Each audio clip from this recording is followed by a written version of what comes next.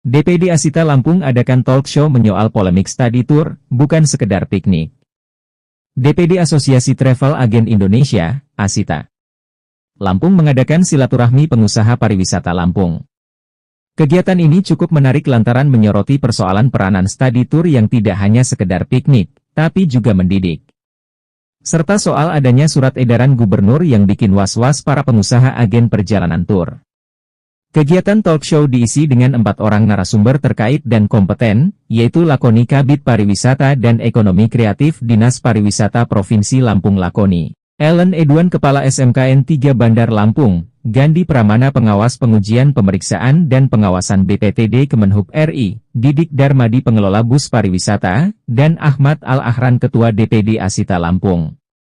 Kegiatan yang dilaksanakan di Hotel Bukit Randu pada Kamis 20 Juni 2024 itu, diikuti oleh para pengusaha agen perjalanan, pengusaha bus dan kendaraan pariwisata, dan beberapa pemilik wisata.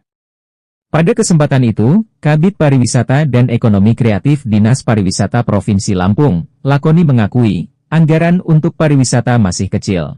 Sehingga untuk membangun dunia pariwisata tidak bisa diserahkan hanya ke Dinas Pariwisata saja, tapi juga masyarakat setempat dan kelompok sadar wisata.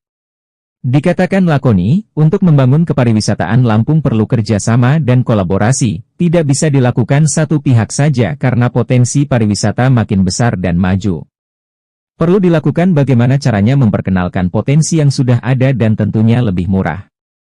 Terkait peristiwa kecelakaan bus study tour di Subang, Lakoni mengatakan, tidak ada surat edaran yang menyatakan larangan study tour. Hanya himbauan untuk memperhatikan shop study tour, dengan memperhatikan komponen yang digunakan. Ellen Edwan, Kepala SMKN 3 Bandar Lampung mengatakan, studi tour perlu dikaji bersama. Dikatakan Ellen, study tour punya peran penting bagi sekolah, bagaimana meningkatkan motivasi siswa, tapi ada perbedaan antara SMK dan SMA, kalau SMA study tour tapi kalau SMK melakukan kunjungan industri.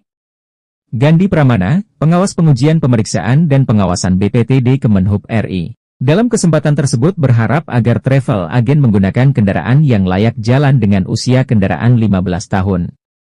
Dikatakan, Dirjen Perhubungan Darat memiliki aplikasi Mitra Darat untuk melakukan pengecekan kelayakan kendaraan dengan scan barcode dengan menggunakan nopol kendaraan. Aplikasi Mitra Darat digunakan untuk mengecek izin kendaraan, apakah komplit atau tidak, apakah layak jalan atau tidak.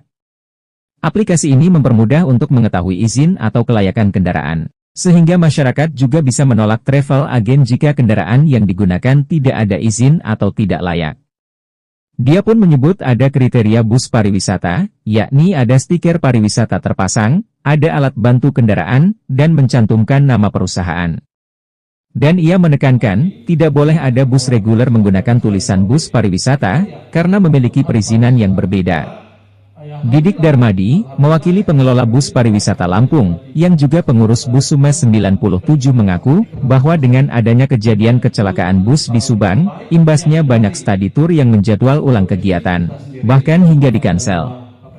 Dan menurut dia, surat edaran gubernur bersifat himbauan bukan larangan, namun regulasi yang ditertibkan untuk kegiatan kunjungan kampus atau industri.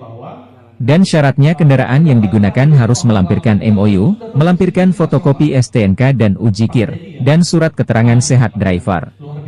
Sementara, Ketua DPD Asita Lampung, Ahmad Al-Ahran berharap agar travel agen dalam melakukan study tour bukan hanya hura tapi juga mendidik.